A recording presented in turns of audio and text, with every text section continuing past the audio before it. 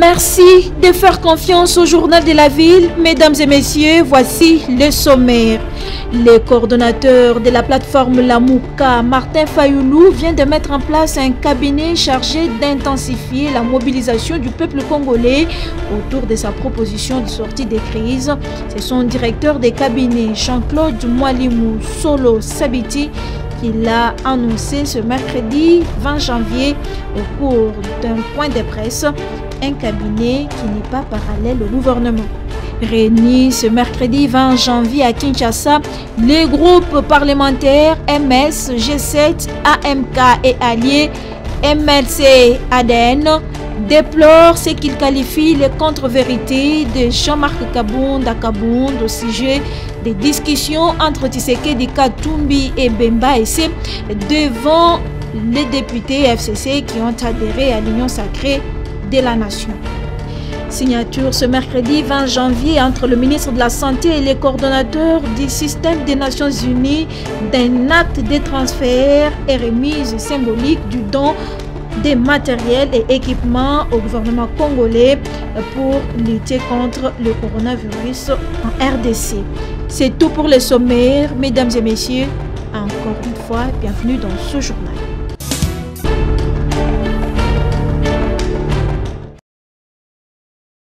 Signature de l'acte de transfert et remise symbolique du don des matériels et équipements offerts par le PNUD au gouvernement congolais dans le cadre de la lutte contre la COVID-19. La cérémonie s'est déroulée ce mercredi 20 janvier au cabinet du ministre de la Santé entre le docteur Etienne Longondo et les coordonnateurs du système des Nations Unies, David MC Lachlan.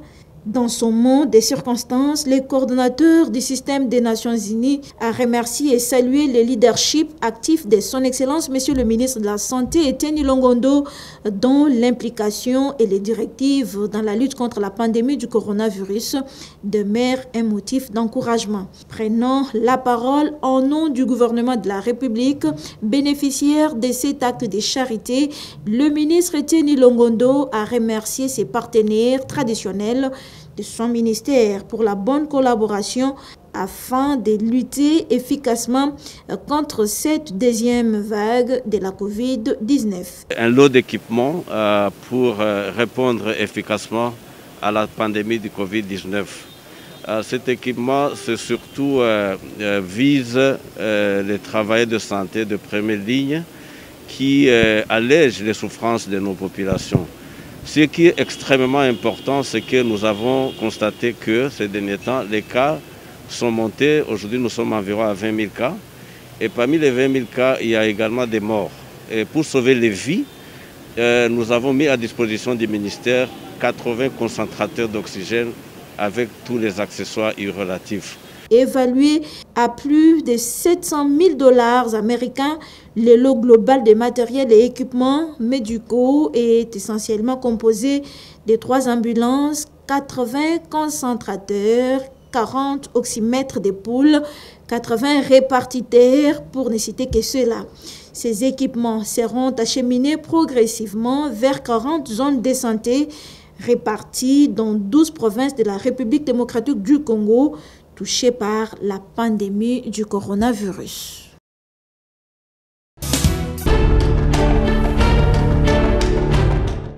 La deuxième vague de la COVID-19 en République démocratique du Congo était à l'ordre du jour de la conférence de presse tenue ce mardi 19 janvier 2021 à l'INRB par le coordonnateur national de la riposte contre la COVID-19, le professeur Jean-Jacques Mouyembe Tanfoum.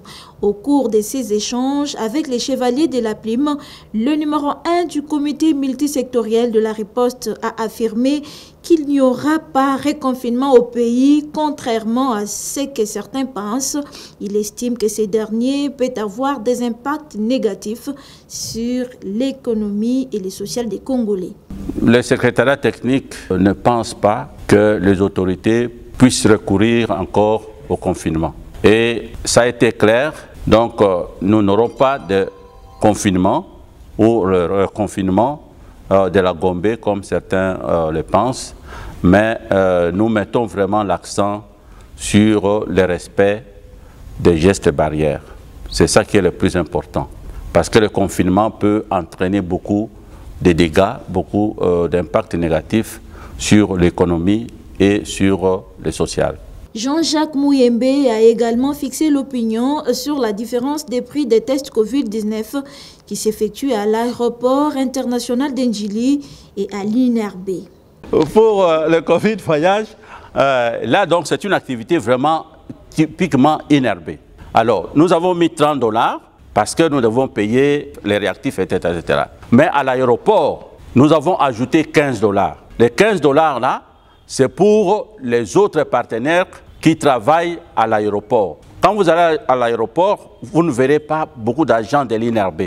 Ce sont les agents de l'hygiène aux frontières, de la DGM, n'est-ce pas, de RVA, etc. Mais ces agents qui travaillent, il faut les payer. C'est comme ça, $15, c'est pour nos partenaires là. Et $30, c'est pour l'INRB. Alors, on dit pourquoi on doit payer. Je vous assure, partout où vous allez, dans tous les pays, vous allez, il y a un prix. Le respect strict des mesures barrières dictées par les autorités sanitaires est la seule manière de faire face à cette deuxième vague de la pandémie qui est plus virulente que la première, a conclu le virologue congolais.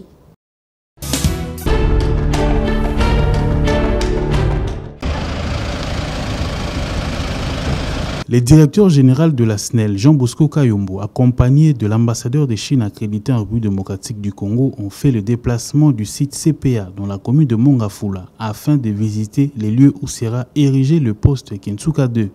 Ce poste qui devra recevoir l'énergie électrique produite par la centrale Zongo 2. C'est là dans le but d'augmenter la couverture de la desserte en électricité de la ville de Kinshasa et lutter contre le délestage. Inauguré depuis 2018 et construite grâce à la coopération chinoise. L'ambassadeur de Chine en RDC dit ici l'importance que son pays accorde à ces projets et de l'état de coopération entre la RDC et la Chine. Avec le soutien du gouvernement chinois, l'Exim Bank chinois a décidé de financer la construction d'un poste de transmission à Kinshasa. Avec la réalisation de ce poste, de cette construction, 2 millions parmi les habitants de Kinshasa pourraient être desservis d'électricité. Et c'est aussi un projet qui servira à améliorer, à promouvoir l'intégration régionale. Ça facilitera l'interconnexion des réseaux d'électricité entre la République démocratique du Congo et la République du Congo. Donc c'est un beau projet. Après la construction des Zongo 2, les pylônes sont en train d'être construits sur les 60 km qui séparent Zongo à Kinshasa. Le directeur général de la SNEL, Jean Bosco Kayombo, fait le point de la situation. Donc dans le projet Kinsuka 2, il y a ce poste qui est un poste d'arrivée d'électricité venant de Zongo 2, qui est aussi à la fois un poste qui va interconnecter les réseaux électriques de Congo-Brazzaville avec celui de la RDC et qui va aussi interconnecter Inga à Zongo 2. Et toutes ces connexions se feront sur ce poste ici. Et maintenant, la mission essentielle aussi va permettre la distribution de l'énergie électrique. Donc à partir de ce poste, on va construire un réseau de distribution, des sous-stations, des cabines pour distribuer à travers la population environnante. Et nous passerons aussi des compteurs. Les compteurs, nous avons vu que ça sera peut-être notre première expérience. Nous passerons aussi des compteurs intelligents. Nous aurons aussi un dispatching moderne qui va contrôler cette distribution de l'électricité à travers la partie alimentée, mais qui pourra s'étendre sur toute l'étendue de la ville de Kinshasa. Les premiers décaissements sont réalisés parce que maintenant nous avons rempli toutes les conditionnalités. Donc maintenant les équipes sont en train de se préparer pour l'aménagement de ce poste. Sur le terrain, les techniciens sont déjà à pied d'œuvre et bientôt vous verrez même des engins venir ici. Il faut noter que selon les estimations, les travaux commenceront vers le mois de mars.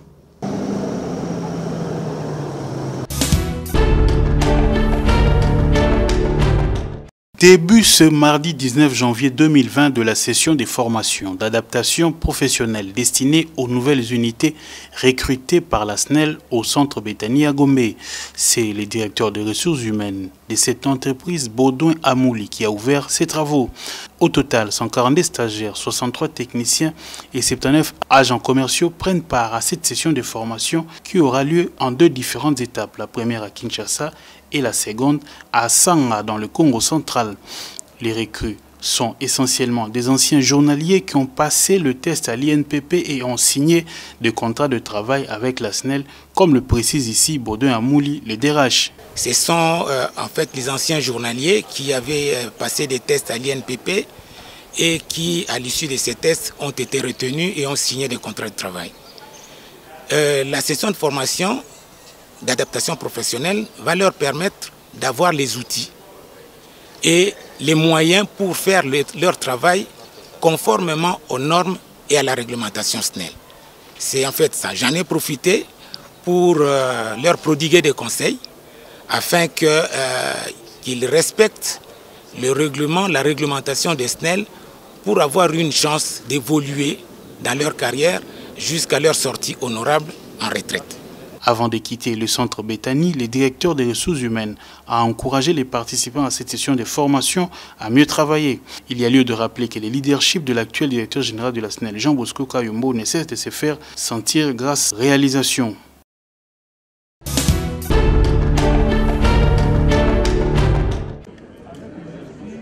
L'informateur Bahati Lukwebo va démarrer les tractations pour identifier la majorité parlementaire ce mercredi 20 janvier 2021 au fleuve Congo Hôtel. Ce dernier l'a annoncé ce 19 janvier au cours d'un point de presse. La primeur est réservée à l'Assemblée nationale, ensuite viendra le tour du Sénat. C'est ici l'occasion pour moi de préciser que depuis le début de ma mission, tous les préalables nécessaires ont été réalisés.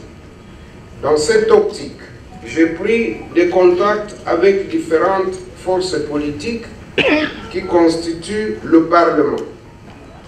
Aussi, je réitère l'invitation aux différentes forces politiques à répondre positivement à l'appel lancé par le président de la République, chef de l'État, de dégager une coalition politique majoritaire dénommée Union sacrée de la nation, afin de lui permettre de mettre en œuvre le programme pour lequel il a été élu en 2018 et dont il devra rendre compte à la fin de la législature.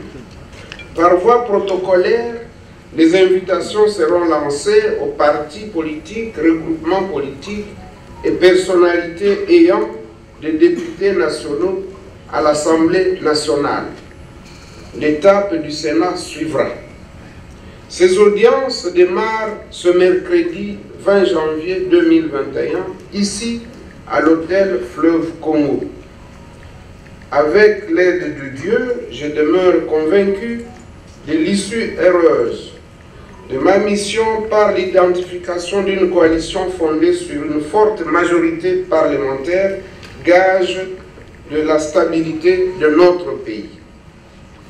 Je ne saurais clore ce petit mot sans rappeler que la démarche du chef de l'État a pour finalité de concourir au bien-être de la population congolaise dans toute sa diversité, en s'appuyant sur des axes majeurs, notamment la paix et la sécurité, le développement économique, les réformes institutionnelles et électorales, le bien-être social, l'environnement et le développement durable, le tout par et grâce à des femmes et des hommes nouveaux dans leur comportement et qui prennent la résolution de rompre avec les antivaleurs et de les combattre.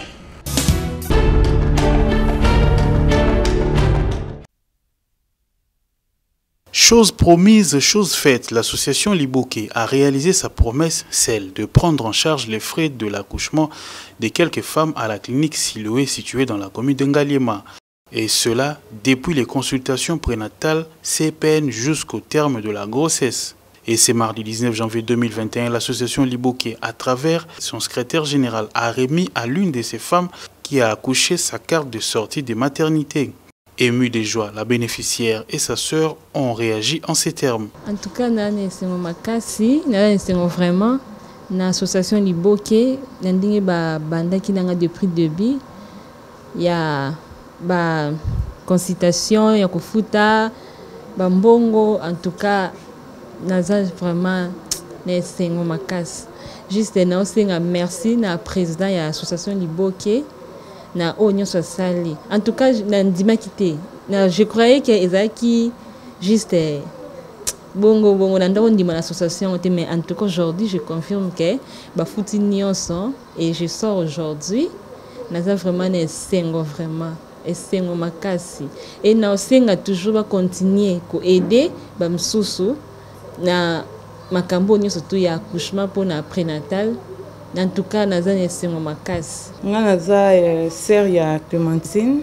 Naza ki na hôpital depuis abota kinga kuna yeba kite. Na moni binoka ande bobimi association Liboké et touchenga pe. En tout cas, na pesi bino merci belé même na président merci beaucoup. Bon continuer toujours comme ça bola mzamba pambola bino. Une infirmière responsable à la clinique Siloé remercie l'association Liboké pour ce geste. Nous, clinique Siloé, nous sommes très ravis pour l'association Liboké. Il a pris 5 mamans en charge pour leur CPN. Il a payé pour eux la consultation. Et parmi ces mamans, il y a une maman qui vient de mettre au monde un bébé. Et maintenant, l'association Liboké est venue payer pour cette maman. Vraiment, nous sommes très contents que le Seigneur puisse les bénir, afin qu'ils puissent faire beaucoup de choses pour toutes mamans qui sont restées. Vivre pour aider les autres est le cheval de bataille de l'association Liboké. Ceci est une invitation à l'État congolais de pouvoir prêter main forte à ces genres d'initiatives louables pour la pérennisation de celles-ci.